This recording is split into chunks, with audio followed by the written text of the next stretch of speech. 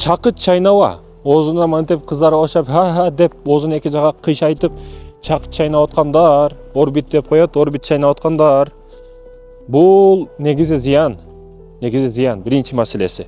Экинчиден, урматтуу мекендешим, адамдын сүрүн жоготуп коет. Ар дайым жыпырык болуп, оозун кыймылдап турса, ким сага серьезный карайт?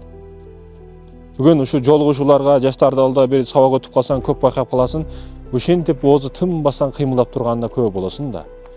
Негизи эле сүрдүү көрүүнүн эң биринчи жолдору көп сүйлөбөйсүң. Экинчиден, оозуңду кыймылдатпайсың.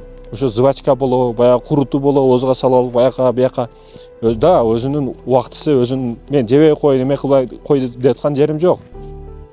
Бизде такыбалык бар, анан фатва деген түшүнүк бар. Фатвада көп маселелерге уруксат берилет, бирок такыбачылыкта тыйылышка туура келет да.